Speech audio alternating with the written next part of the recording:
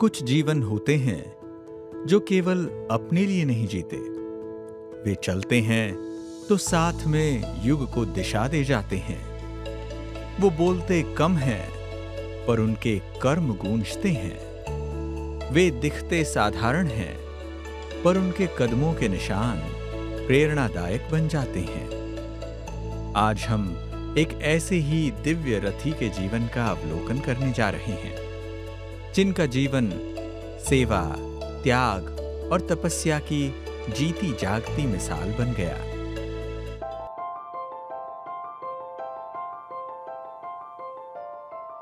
अट्ठाईस सितंबर सन 1965 हिमाचल प्रदेश के शिमला जिले के एक छोटे से गांव में जन्मा एक बालक, जो बचपन से ही शांत, गंभीर व सरल स्वभाव का था।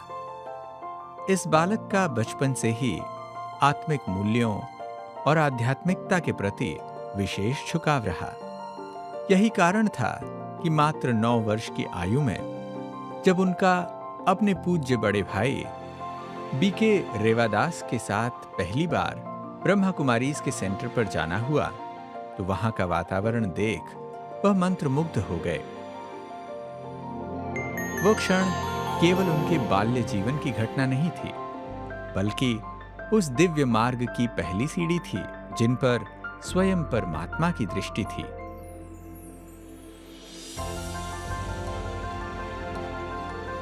आप हैं ब्रह्मा कुमार प्रकाश। अपनी लौकिक पढ़ाई पूरी होने के बाद मधुबन में कुमारों की भट्टी का एक विशेष प्रोग्राम रखा गया, तो हमें भी उस भट्टी में जाने का उस समय मौका मिला था। मुझे याद है पूरे भारतवर्ष से तकरीबन 85-90 कुमार उस भट्टी में आए थे। तो अंतिम दिन था, तो मैं बाबा के कमरे में गया। बाबा ने मुझे दोनों तरह की दुनिया दिखा दी और मैंने उसी समय बाबा को पत्र लिखा और बाबा को कहा कि ये आज के बाद ये जीवन आपकी है। आप जहाँ बैठाओगे, जो खिलाओगे, जैसा रखोगे, उस हालत में तेरा हाथ और साथ नहीं छोड़ेंगे। इस पावन संकल्प का आधार बनी दादी चंद्रमणि जी और दादी गुलजार जी, जिन्होंने आपको ईश्वरीय सेवा की दिशा प्रदान की। आपको पहली सेवा मिली ट्रांसपोर्ट ऑफिस में, जहां आपने 2 वर्षों तक अति निष्ठा से सेवा दी। फिर आया वह स्वर्णिम अवसर जहां आपको दादी प्रकाशमणि जी की गाड़ी चलाने का मिला सौभाग्य। दादी जी की सेवा करने के 1 साल बाद आपको ओम शांति भवन में अव्यक्त बाप दादा से सम्मुख मिलने का अवसर मिला। तो बाप दादा ने आपको वरदान दिया था, सभी दादियों की जिंदगी आपके हाथ में है। हमेशा जब भी स्टीयरिंग पर बैठो, याद रहे मैं नहीं, बाबा चला रहा है। इस वरदान को आपने जीवन का मूल मंत्र बनाकर 14 वर्षों तक भारत के कोने कोने में दादी जी को लेकर सेवा के पथ पर अग्रसर रहे।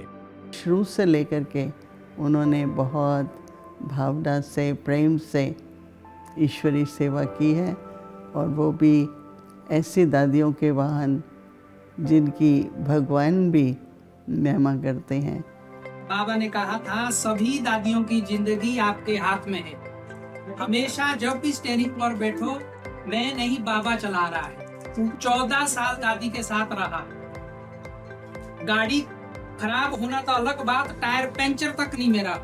आपको भारत ही नहीं बल्कि विदेश जैसे लंदन, अमेरिका, रूस, Italy, Switzerland, Dubai, Bhutan, Nepal, Spain, Germany, Australia जैसे देशों में ईश्वरीय सेवा करने का सुअवसर मिला।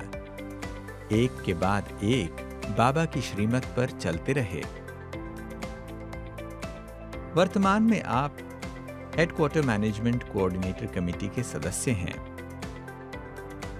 और मुन्नी दीदी जी के साथ दादी कॉटेज में रहकर मधुबन की विविध सेवाओं को कुशलता से संभालते हैं।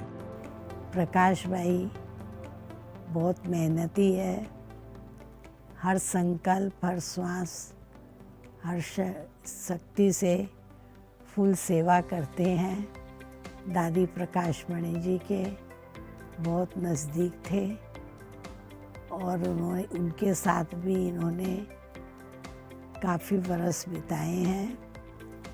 ऐसी महान हस्ती के साथ बहुत प्यार पाया है, उसका अनुभव भी इनके पास बहुत ही अच्छा है। अभी वीआईपी सेवा में भी आगे आए हैं और वीआईपीओं को ही बहुत सेवा कर रहे हैं और उनको प्रेरणा दे कर के बाबा के घर मधुबन में भी लेके आते हैं और बाबा का बेहद घर दिखाते हैं और बाबा का संदेश देते हैं।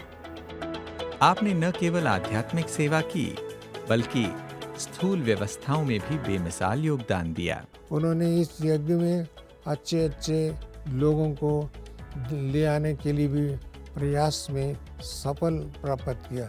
मिसाल के तौर पर जेपी नड्डा, जो इस समय में बीजेपी के अध्यक्ष भी है और भारत सरकार का हेल्थ मिनिस्ट्री है। उसके सिवाय कई गवर्नर्स को भी इस ईश्वरीय विश्वविद्यालय में बुलाने का और हिमाचल प्रदेश में भी उनकी बुला करके अच्छे अच्छे कार्यक्रम बनाने का योजना बनाया। उसमें भी उनको सफलता प्राप्त हुई है। पंजाब, हरियाणा, हिमाचल के भाई बहनों के लिए भाजपा के राष्ट्रीय अध्यक्ष और रेल मंत्री से संपर्क कर दौलतपुर से Sabarmati via Abu road train प्रारंभ कराने में अहम भूमिका निभाई। ओम शांति। मुझे यह जानकर अति हर्ष हो रहा है कि प्रकाश भाई, जो मौलिक रूप से हिमाचल प्रदेश के स्थायी निवासी हैं, उनकी आध्यात्मिक यात्रा के ब्रह्म कुमारी संस्था में 50 वर्ष पूर्ण हो रहे हैं और साथ ही यह भी संयोग ही है कि उन्हीं दिनों उनकी लौकिक जीवन की यात्रा भी 60 वर्ष भी पूर्ण हो रहे हैं। शांतिवन के डायमंड हॉल में आपका लौकिक जन्मदिन बड़ी धूमधाम से मनाया जा रहा है। मैं आपकी दोनों लौकिक और अलौकिक यात्राओं को अब तक सफलतापूर्वक पूर्ण करने के लिए अपनी ओर से बहुत बहुत बधाई देता हूं और परमात्मा से प्रार्थना करता हूं कि आप इसी तरह समाज सेवा करते रहें, सदा स्वस्थ रहें, आप दीर्घायु हो और भविष्य में भी अपनी दोनों लौकिक और अलौकिक यात्राएं सफलतापूर्वक संपन्न करें। यह प्रशासनिक क्षमता और बाबा की सेवा को एक साथ निभाने का अनुपम मिसाल है। आपके प्रयासों से हिमाचल प्रदेश के गांव में आपने ईश्वरीय सेवा केंद्र बनाया। उद्घाटन हिमाचल प्रदेश के राज्यपाल आचार्य देवव्रत के कर कमलों से हुआ। हर साल राज्यपाल, मुख्यमंत्री तथा मधुबन से आदरणीय मुन्नी दीदी, मृत्युंजय भाई, करुणा भाई, उषा बहन, आशा बहन, बहुत सारे मधुबन निवासियों का जाना हुआ। और हमारे प्रकाश भाई दादी जी के साथ हर प्रकार से सहयोगी, तो ये मैंने प्रैक्टिकली देखा तो किस तरह से बाबा की सेवा सारे विश्व में हम सबको करना है, उसका एक एग्जाम्पल बन के जी रहे हैं।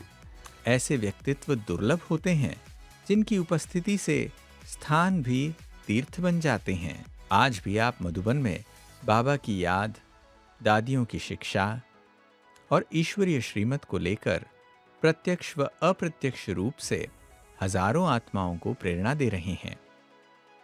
यज्ञ में ईश्वरीय विश्वविद्यालय के सभी भाई बहनें मिल करके आयोजन किया है, उसका उत्सव मना रहे हैं। मैं इनकी जन्मोत्सव हम सभी परिवार की तरफ से, अपनी तरफ से, हमारा विंग की तरफ से इनको बहुत बहुत बहुत बधाई देता हूँ। तो ऐसे विशेष आत्मा को मैं आज अपना दिल से इनका गोल्डन जुबली का स्मरण कर रहा हूँ और उसको शुभाशय दे रहा हूँ। जन्मदिन की बहुत बहुत दिल से मुबारक देती हूँ। तो आज इसको बहुत बहुत डायमंड जुबली और गोल्डन जुबली मुबारक हो, मुबारक हो, मुबारक।